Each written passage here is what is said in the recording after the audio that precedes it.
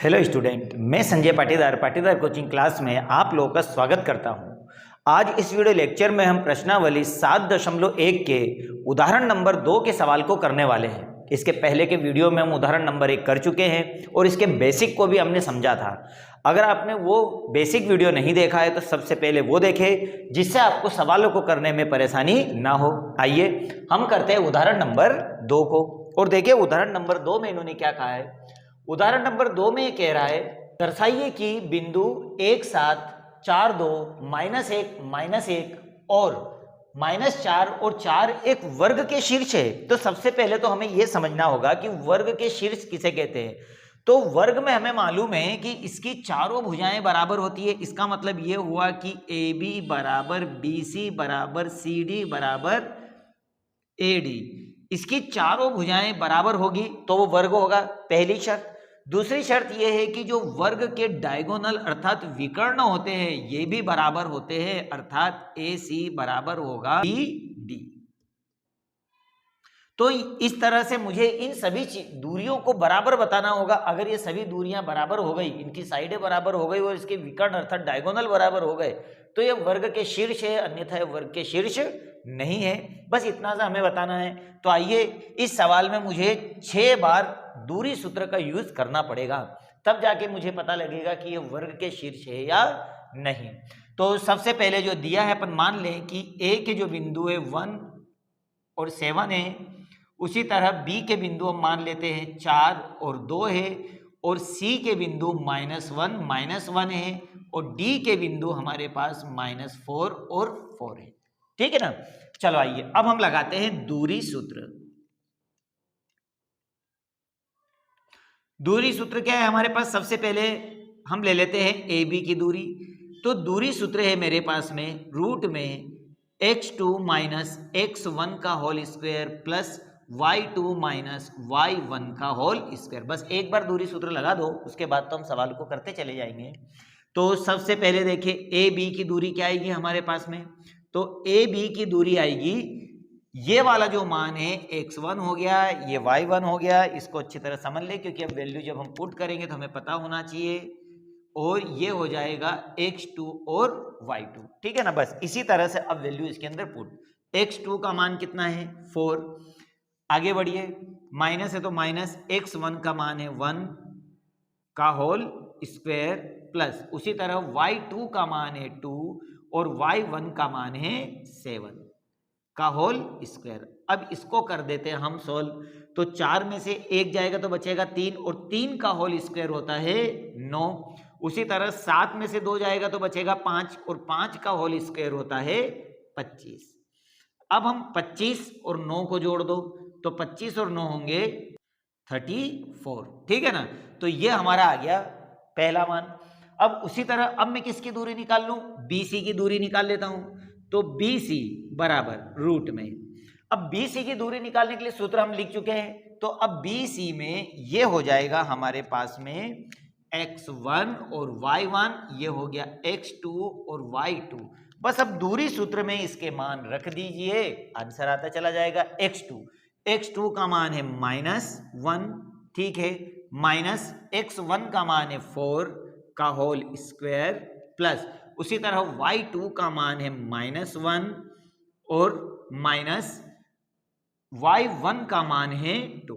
ठीक है, अब इसको जब हम सॉल्व करते देखिए, माइनस माइनस प्लस, तो 4 और 1 हो गया 5, और 5 का स्क्वायर हो जाएगा 25। उसी तरह प्लस माइनस माइनस प्लस 2 और 1 हो गया 3, और 3 का होल स्क्वायर हो जाएगा 3 3 9, और 25 और 9 को जोड़ेंगे होगा 34। चलो ये दोनों तो सेम आए। अब हम निकाल लेते हैं CD की दूरी। तो CD की दूरी निकाल के देखें सेम आती है या नहीं आती है।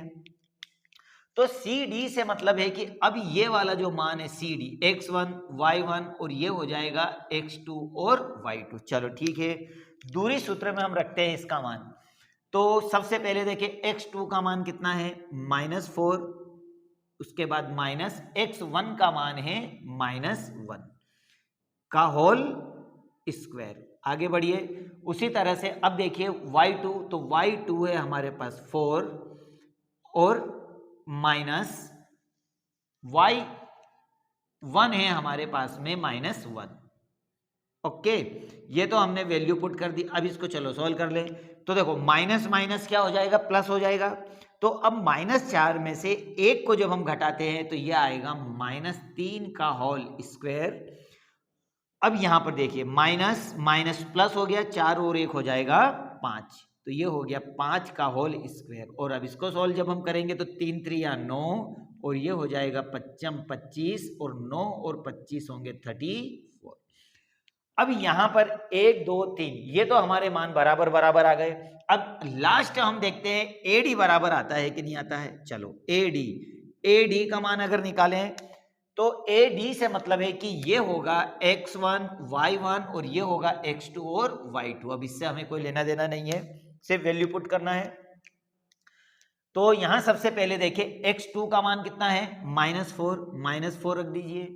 उसी तरह से x1 का मान कितना है 1, तो -1 का होल स्क्वायर प्लस, अब देखिए y2 का मान कितना है 4 माइनस y1 का मान है 7 का होल स्क्वायर। चलो इसको सॉल्व करें तो माइनस माइनस हो गया प्लस, अर्थात -5 का होल स्क्वायर और प्लस माइनस माइनस हो जाएगा और ये आ जाएगा हमारे पास 3 का होल स्क्वायर, क्योंकि 7 में से 4 जाएगा तो बचेगा 3। अब इसको जब हम सॉल्व करेंगे तो माइनस माइनस प्लस और ये हो गया 25 और 3 3 9 और इन दोनों को जोड़ने पाएगा 34। देखो यहां पर हमने जब इनकी भुजाओं को निकाला है तो देखिए सभी भुजाएं इसकी सेम आ गई, तो एक नियम तो क्लियर हुआ। अब हम देखते हैं क्या इसके विकर्ण भी बराबर है। अगर इसके विकर्ण भी बराबर आ जाते हैं तो हम कह सकते हैं कि प्राप्त बिंदु, इसके शीर्ष जो बिंदु है वो वर्ग के हैं, नहीं तो ये वर्ग के नहीं है। तो आइए अब हम निकाल लेते हैं इसके डायगोनल की दूरी। तो जो विकर्ण की दूरी निकालता हूं मैं ए सी की, तो ए सी का जब दूरी सूत्र लगाऊंगा तो देखिए ए सी कहां पर है, ये रहा ए और ये रहा सी, तो ये हो जाएगा x2 और y2, क्योंकि x1 y1 तो ये रहा x2 y2 ये हो जाएगा। चलो दूरी सूत्र में वैल्यू पुट करो, x2 का मान कितना है -1 माइनस x1 का मान कितना है 1 का होल स्क्वायर प्लस y2 का मान कितना है -1 माइनस y1 का मान है 7 का होल स्क्वायर। ठीक है, माइनस माइनस हो जाएगा प्लस, अर्थात यहां पे हो जाएगा हमारे पास में -2 का होल स्क्वायर और प्लस माइनस माइनस प्लस अर्थात -8 का होल स्क्वायर। चलो होल स्क्वायर कर लो इसका, 2 दूनी 4 प्लस 8 उठी 64, 64 और 8 हो जाएंगे 68। ठीक है ना, ये आ गया हमारे पास 68। अब अगला मान भी 68 आना चाहिए, किसका मान, बी डी की दूरी। चलो अब निकालते हैं हम बी डी की जब दूरी निकालूंगा तो ये रहा बी, इसका मतलब ये हुआ कि ये हो जाएगा x1 y1 और d का मतलब है ये x2 y2। ओके चलो वैल्यू पुट करते हैं।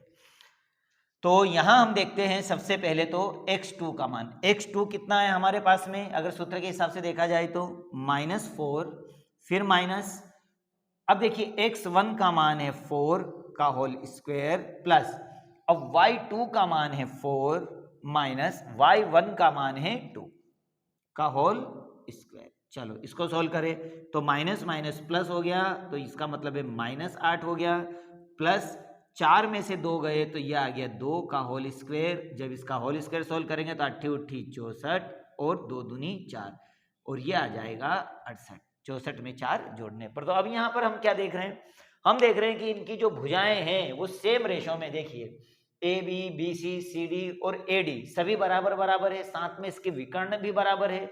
तो अगर इसकी भुजाएं और विकर्ण अगर बराबर बराबर है तो दिए गए बिंदु शीर्ष जो है वो वर्ग के होंगे। ये लाइन हम यहां लिख लेते हैं।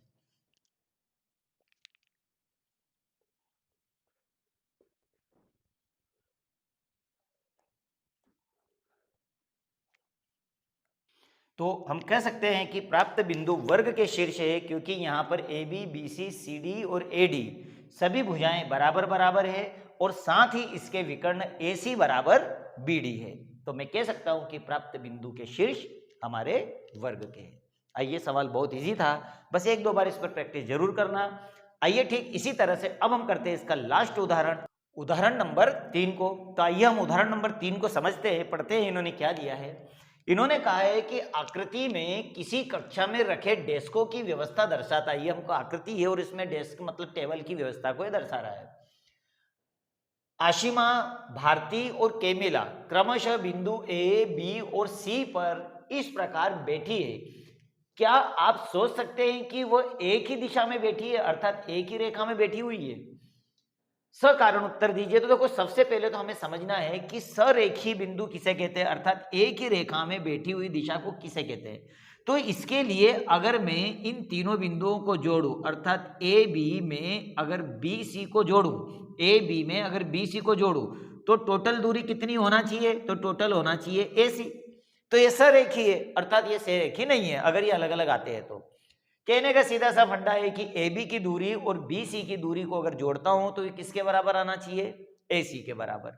तो यह सरेखी है, अन्यथा यह सरेखी नहीं है। ये नियम याद रखना। तो अब मुझे यहाँ क्या करना होगा? ए बी की दूरी निकालना होगा, बी सी की दूरी निकालना होगा और ए सी की भी दूरी निकालनी होगी, और इन दोनों दूरी को जोड़कर देखना होगा कि यह ए सी के बराबर है या नहीं। अगर यह ए सी के बराबर आता है तो यह सरेखी है, अन्यथा यह सरेखी नहीं है। तो आइए हम करते हैं सवाल को।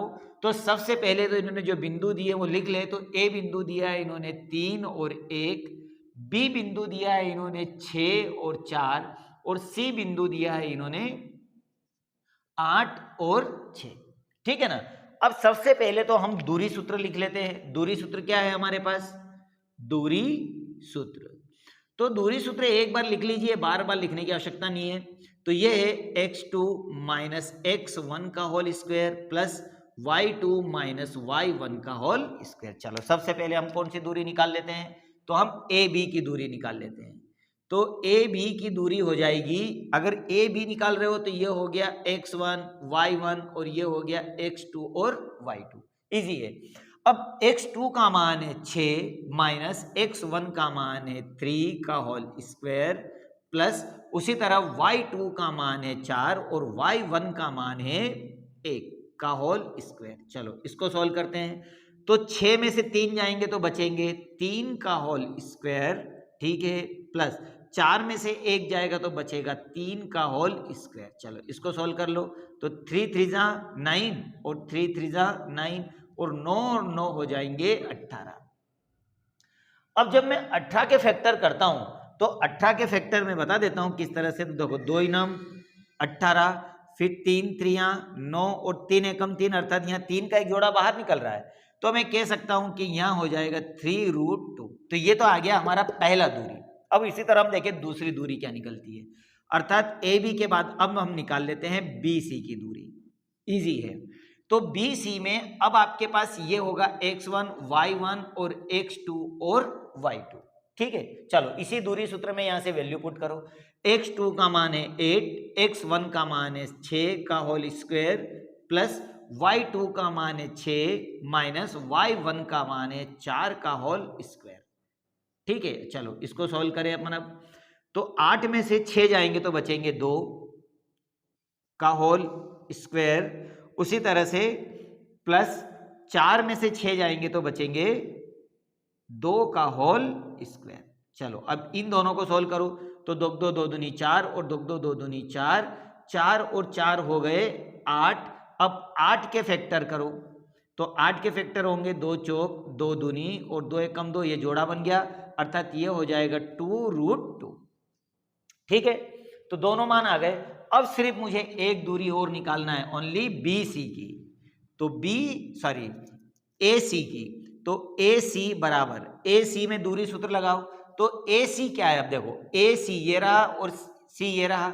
तो x1 x2 और y1 y2 की वैल्यू पुट करो। x2 का मान है 8, तो ये लिखा आपने 8 माइनस x1 का मान है 3 का होल स्क्वायर प्लस अब यहां पर y2 का मान है 6 और y1 का मान है 1 का होल स्क्वायर। चलो इसको सॉल्व करो। तो ये हो गया 8 में से 3 जाएंगे तो बचेंगे 5 का होल स्क्वायर प्लस 6 में से 1 जाएंगे तो बचेंगे 5 का होल स्क्वायर। चलो इसको सॉल्व करो। तो 55 25 प्लस 25 और इन दोनों को जब सॉल्व करेंगे तो हो जाएगा 50 और 50 के फैक्टर करो कितना आता है हमारे पास, तो 50 के फैक्टर करेंगे तो ये जाएगा 25 बार, फिर 5 से जाएगा 5 बार और 5 से की देखो 5 का एक जोड़ा बन रहा है, तो मैं इसको इस तरह से 5√2 लिख सकता हूं। तो ये दूरी किसकी आ गई, AC की। अब कोई बिंदु सरेखी होगा, कब होगा, जब AB प्लस BC बराबर किसके बराबर हो, AC के। तो मैं लिख सकता हूं यहाँ कि बिंदु सरेखी होगा, बिंदु सरेखी होंगे, कब होंगे, जब AB प्लस BC बराबर होगा AC के। चलो तो अब हम देखें AB का मान हमने क्या निकाला था, AB का मान हमने निकाला था 3√2 प्लस BC का मान हमने क्या निकाला था 2√2 और AC का मान हमने क्या निकाला 5√2। अब इन दोनों को जोड़ो, क्या आ रहा है क्या, तो देखो रूट तो सेम है, ठीक है, 3 और 2 कितने हो गए 5√2 बराबर है 5√2। अगर ये बराबर बराबर मान आ गए तो बिंदु सरेखीय है। तो हम लिख सकते हैं यहां पर कि बिंदु सरेखीय है, अर्थात जो ये तीनों लड़कियां आपस में बैठी है यह सरेखीय है। बड़ी आसानी से हमने इसके आंसरों को निकाल दिया। बस एक आधी बार इस पर प्रैक्टिस जरूर कर लेना, सवाल बहुत ही इजी है। अब हम नेक्स्ट वीडियो में प्रश्नावली 7.1 को स्टार्ट करेंगे और 7.1 के सवालों को करेंगे। तो मिलते हैं हम नेक्स्ट वीडियो में। Subscribe now and press the bell icon. Never miss an update.